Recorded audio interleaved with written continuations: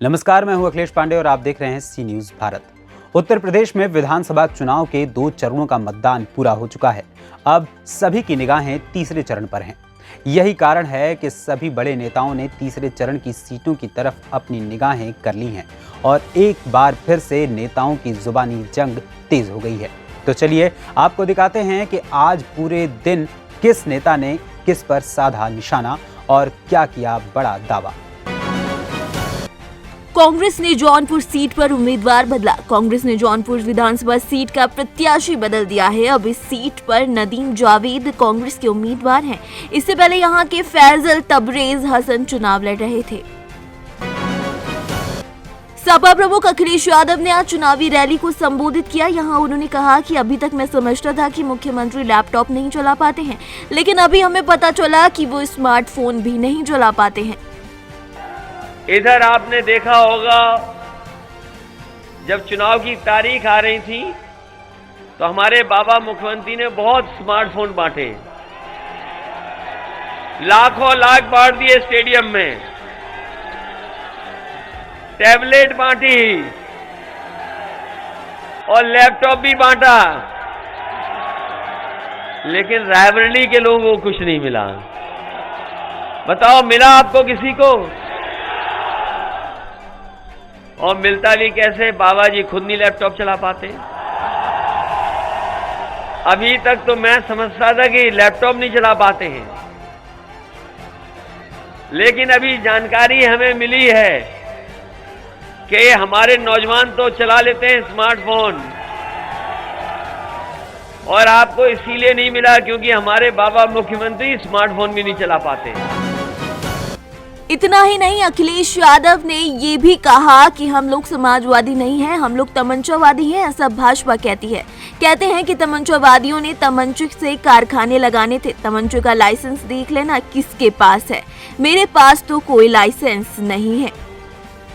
ये पुलिस की गाड़ियां अगर चल रही सड़कों पर, ये समाजवादियों की देन है।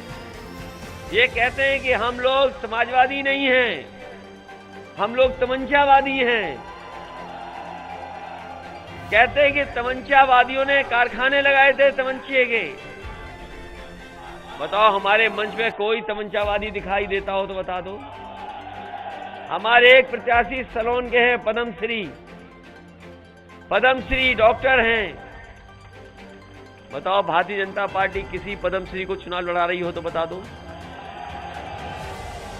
और तमंचे का लाइसेंस देख लेना किनके पास है। हम पे तो कोई लाइसेंस नहीं है, हम पे तो कोई लाइसेंस नहीं है। अगर किसी पर है तमंचा तो आप जानते होंगे किन पर है तमंचा। मुख्यमंत्री योगी आदित्यनाथ ने कासगंज में चुनावी रैली की। यहां उन्होंने कहा कि जब हम नौजवानों को टैबलेट और स्मार्टफोन देने का काम करते हैं तो सपा चुनाव आयुक्त को शिकायत करती है। हम 1 करोड़ युवाओं को टैबलेट और स्मार्टफोन दे चुके हैं और आने वाली सरकार में भी 5 सालों में हम 2 करोड़ नौजवानों को टैबलेट और स्मार्टफोन बांटने का काम करेंगे। नौजवानों को टैबलेट और स्मार्टफोन दिया जा रहा है। जब हम टैबलेट और स्मार्टफोन देने का कार्य करते हैं तो समाजवादी पार्टी चुनाव आयोग को शिकायत करती है। हमने तय किया है वर्तमान में 1 करोड़ युवाओं को टैबलेट और स्मार्टफोन दे रहे हैं और सरकार बनेगी अगले 5 वर्ष में 2 करोड़ नौजवानों को टैबलेट और स्मार्टफोन बांटने का कार्य सरकार करेगी। औरैया में गृह मंत्री अमित शाह ने कहा कि 18 मार्च को होली है, 10 मार्च को मतगणना है। आप 10 मार्च को भाजपा की सरकार लेकर आइए, 18 को मुफ्त सिलेंडर आपके घर पहुंच जाएगा। भारतीय जनता पार्टी की सरकार बनाई नरेंद्र मोदी जी ने। यूपी की 1 करोड़ 67 लाख माताओं को गैस का चूल्हा और सिलेंडर देने का काम नरेंद्र मोदी, और हमने तय किया है 1 करोड़ 67 लाख माताओं को जो गैस का चूल्हा और सिलेंडर दिया है, सभी को होली और दिवाली पर एक गैस का सिलेंडर भी फ्री ऑफ कॉस्ट देने का काम भारतीय।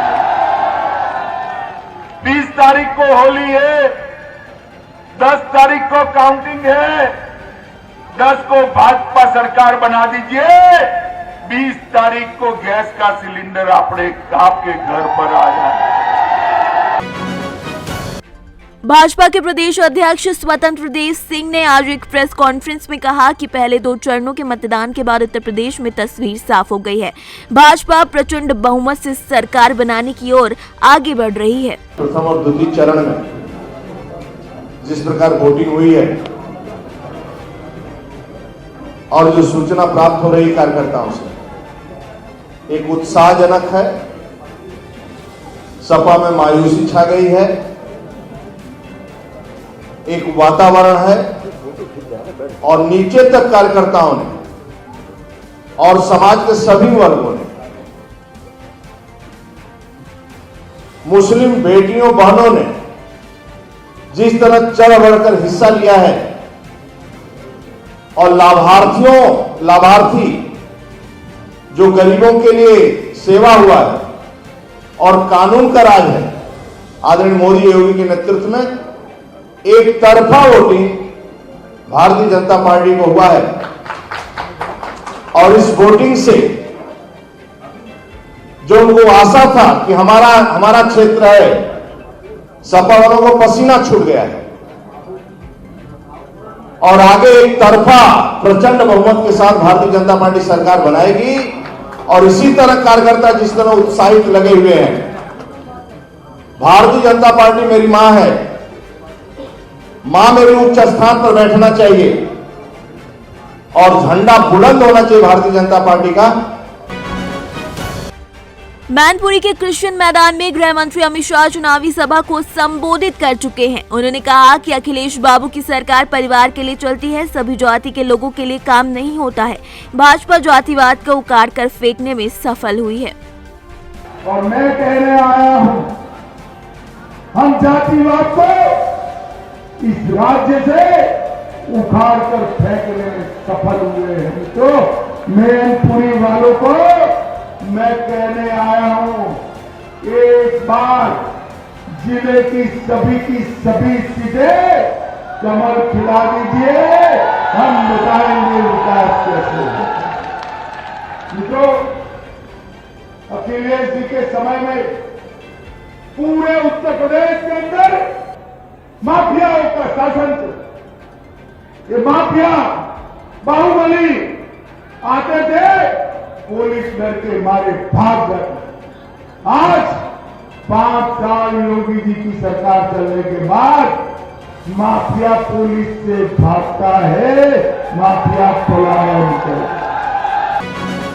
केंद्रीय सड़क और परिवहन मंत्री नितिन गडकरी ने कहा कि मुख्यमंत्री योगी आदित्यनाथ ने यूपी में कानून का राज कायम किया है। योगी ने डंडा मारकर गुंडों को खदेड़ दिया है।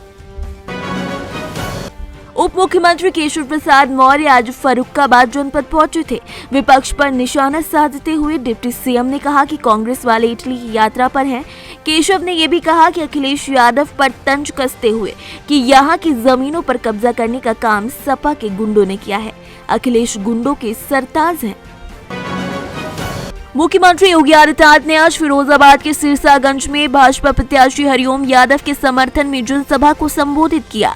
वोट की अपील करते हुए मुख्यमंत्री ने सैफई परिवार पर जमकर तंज भी कसे। हो सकता है वो अपने खानदान के बारे में सोचते होंगे, हो सकता है वो अपने परिवार के बारे में सोचते होंगे, लेकिन भाइयों बहनों, मेरे लिए तो उत्तर प्रदेश की 25 करोड़ जनता ही परिवार है और मुझे तो 25 करोड़ जनता के हित के बारे में सोचना है। फिलहाल इस खबर में इतना ही। देश दुनिया की तमाम खबरों के लिए देखते रहें सी न्यूज़ भारत। हर खबर आपके साथ, आपके हाथ।